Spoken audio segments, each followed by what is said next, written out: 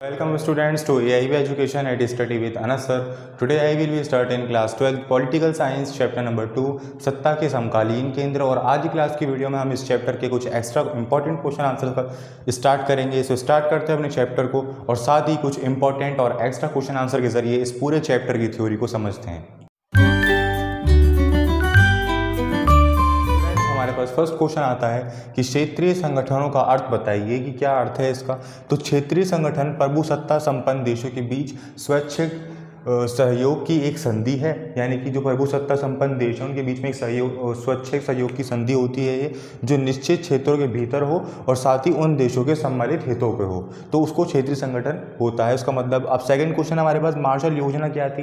देखिए मार्शल योजना का मतलब ये है कि द्वितीय विश्व युद्ध के बाद जो अमेरिका ने यूरोप के अर्थव्यवस्था के पुनर्गठन के लिए जो मदद करी थी, उसी मदद को मार्शल योजना के नाम से जाना जाता है। आप देख सकते हैं इसका आंसर, स्क्रीनशॉट लेना चाहते हैं स्क्रीनशॉट ले सकते हैं, अदरवाइज हम नेक्स्ट क्वेश्चन की तरफ। हमारे पास क्वेश्चन नंबर 3 आता है कि आसियान के किन्हीं 4 संस्थापक देशों के नाम लिखिए जो कि मिलकर सबसे पहले संस्थापक देश बने और आसियान का गठन किया। तो सबसे पहले आता है हमारे पास इंडोनेशिया, मलेशिया, फिलीपींस, सिंगापुर, और 5वां होता है थाईलैंड। बट इन्होंने 4 पूछा है तो 4 ही हमें बताने। और फोर्थ क्वेश्चन आता है हमारे पास 1970 के दशक में चीन ने कौन से 2 नीतिगत निर्णय लिए थे। तो पहला तो 1972 के अंदर यही था कि अमेरिका के साथ व्यापार के संबंध जोड़े, रिश्ते जोड़े तरीके से, जैसे राजनीतिक वे में, आर्थिक वे में। तो सबसे पहले हमने आयात स्टार्ट किया था हमने अमेरिका के साथ, चीन ने। फिर 1978 में आता है खुले द्वार की नीति को अपना दिया गया। और फिर क्वेश्चन नंबर 5 आता है हमारे पास कि 1973 में चीन प्रधानमंत्री चाउ एन लाई ने किन 4 क्षेत्रों के आधुनिकीकरण के प्रस्ताव रखे।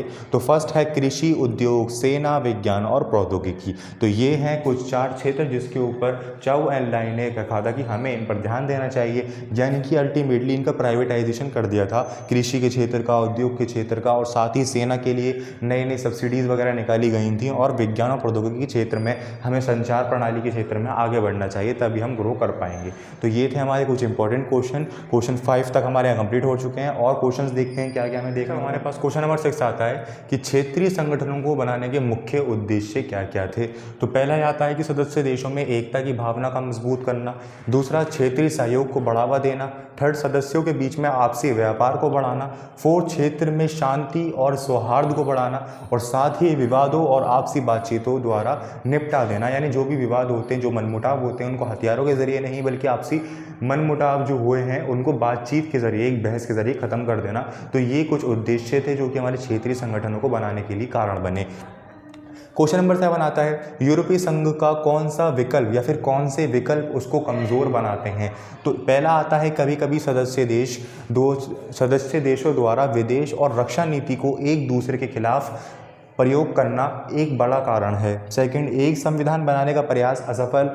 थर्ड, ये डेनमार्क व स्वीडन द्वारा मस्ट्रिक्ट संधि का विरोध, और कई सदस्य देश अमेरिका के गठबंधन भी हैं। और साथ ही एक विकल्प और बन सकता है अगर हम चाहें इस क्वेश्चन को बढ़ाना, तो अभिव्यक्ति का अधिकार दे दिया गया था इस पूरे यूरोपीय संघ के अंदर कि आप कहीं भी जाके कहीं भी रह सकते हैं। तो इसके विरोध के कारण ब्रिटेन इससे अलग भी हो गया था। तो ये थे कुछ कारण जो कि हमारे यूरोपीय संघ को एक कमज़ोर संघ बनाने का कारण बनते हैं। नेक्स्ट क्वेश्चन की तरफ मूव करते हैं जो कि और भी हमारे पास अब नेक्स्ट इंपॉर्टेंट क्वेश्चन आता है क्वेश्चन नंबर 8। तो सत्ता के समकालीन केंद्रों द्वारा विभिन्न देशों में समृद्धशील अर्थव्यवस्था का रूप देने में निभाई गई भूमिकाओं की व्याख्या कीजिए। इसका आंसर है एक ध्रुवीय विश्व में अमेरिका का वर्चस्व सीमित करने के लिए सत्ता के समकालीन केंद्रों का होना आवश्यक है। इसका मतलब यह है कि पूरी विश्व के अंदर जब सोवियत संघ का अंत हो गया तो एक ही विश्व बचा, एक ही ध्रुव बचा जिसका नाम था अमेरिका। तो अमेरिका का वर्चस्व सभी देशों के ऊपर ना बना रहे, यानी कि वो अपनी मनमानी ना कर सके, इसलिए सत्ता के समकालीन केंद्रों का होना बहुत ज़्यादा आवश्यक है। दूसरा ये कि यूरोपीय संघ, आसियान, कूटनिरपेक्ष आंदोलन तथा दक्षेश जैसे नए केंद्रों ने क्षेत्रीय स्तर पर आर्थिक, शांतिपूर्ण एवं समृद्धशील अर्थव्यवस्थाओं को रूप देने में सक्रिय भूमिका निभाई है। काफ़ी इंपॉर्टेंस निभाई है इन लोगों ने, इन संघों ने एक अमेरिका के वर्चस्व को सीमित ना रखने के लिए।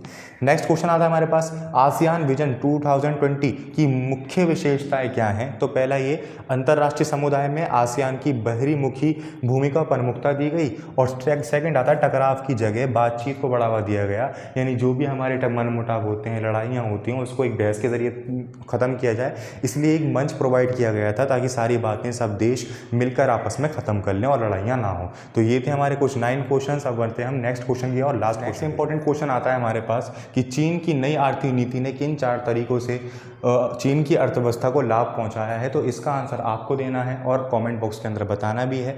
और साथ ही अगर आज की क्लास की वीडियो में आपको किसी भी टॉपिक के अंदर या किसी भी क्वेश्चन के अंदर कोई भी डाउट हो तो आप मुझे कमेंट सेक्शन में ज़रूर बताएं। अदरवाइज नेक्स्ट क्लास से हम और इसके चैप्टर के थोड़े बहुत और इंपॉर्टेंट क्वेश्चन आंसर देखेंगे, देन हम नेक्स्ट चैप्टर पे मूव हो जाएंगे। सो आई होप आपकी सभी चीज़ें क्लियर हुई होंगी। Thank you.